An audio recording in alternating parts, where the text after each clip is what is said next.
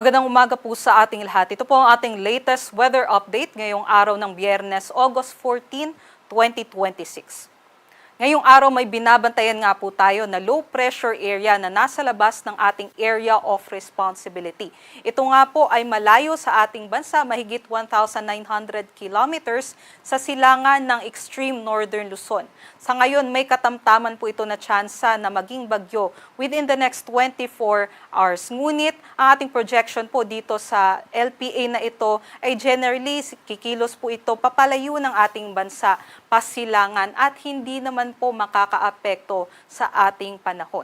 Ngunit patuloy pa rin po yung ating mga pag-ulan dulot nitong habagat, especially po dito sa may Luzon and sa western section ng Visayas. So expect po natin, tuloy-tuloy pa rin po yung ating mga makulimlim na panahon and pinakamalalakas po yung ating mga pag-ulan sa Zambales and Bataan. Kaya't meron po tayong nakataas ngayon na heavy rainfall warning kung saan po ang Zambales at Bataan ay nasa orange heavy rainfall warning.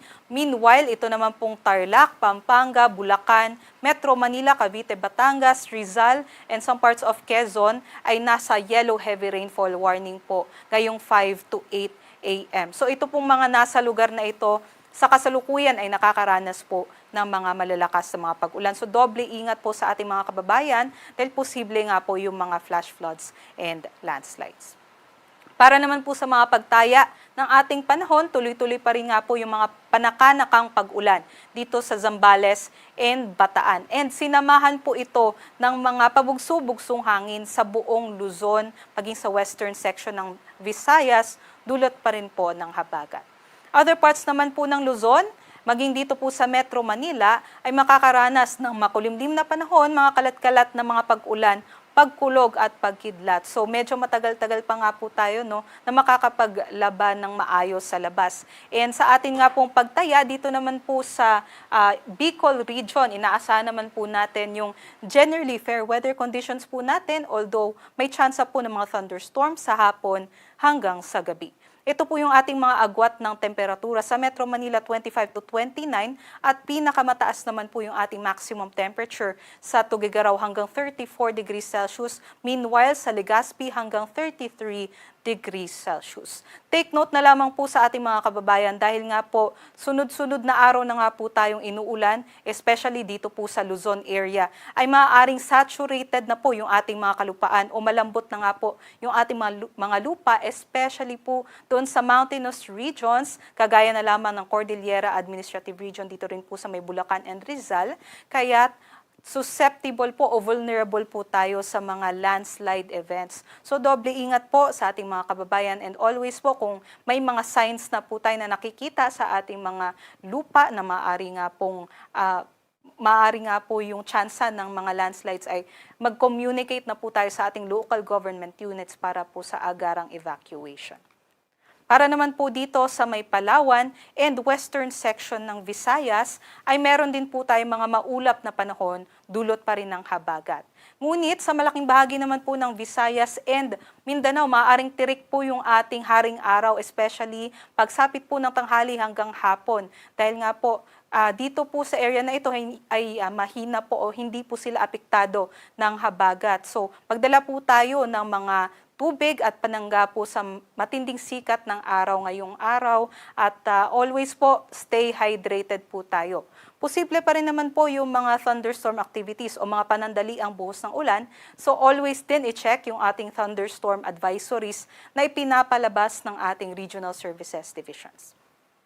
Ito naman po yung ating mga agwat ng temperatura kung saan naglalaro po yung ating maximum temperature between 32 to 34 degrees Celsius. Pinakamatataas yung ating maximum temperature sa Zamboanga, Tacloban, and sa may Cagayan de Oro. So doble ingat po sa mga banta ng heat stroke and heat stress. Para naman po sa kalagayan ng ating karagatan, wala naman po tayong nakataas na gale warning. Although nasa katamtaman hanggang maalon ang ating seaboards sa northern and western seaboards ng Luzon. So, doble ingat pa rin po sa mga maliliit na sasakyang pandagat.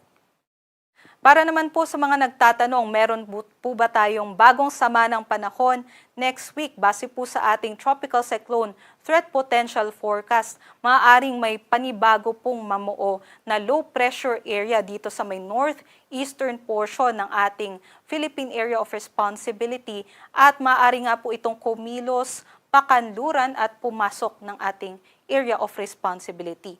Inaasahan po natin yan between Sunday and early parts of next week. At ito nga pong potential na low pressure area ay maaaring hatakin at palakasin muli ang habagat simula Sunday onwards. Kaya't meron din po tayong itinaas na weather advisory by Sunday kung saan nakikita nga po natin yung rainfall projection ay maaring umabot ng hanggang 100 millimeters of rainfall dito sa Occidental Mindoro, Bataan, Zambales, Pangasinan, Benguet at La Union by Sunday. So ito nga pong mga lugar na ito na nasa yellow ay potential nga po magkaroon ng mga localized floodings and landslides dulot nga po ng tuloy-tuloy na pag-ulan nitong habagat. So doble ingat po at makipag-coordinate po tayo sa ating LGUs and also huwag kalimutan na always i-check ang ating mga latest weather updates sa Pag-asa dahil posible nga pong magbago pa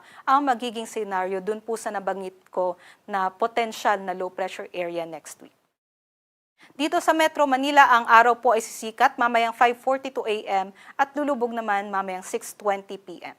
Para sa mga karagdagang impormasyon, bisitahin po ang ating social media accounts sa X, Facebook at sa YouTube. At para sa mas detalyadong impormasyon, bisitahin naman po ang ating website pagasa.usd.gov.ph at panahon.gov.ph. Muli ito po si Lian Loreto. Magandang umaga at doble ingat po sa ating mga kababayan.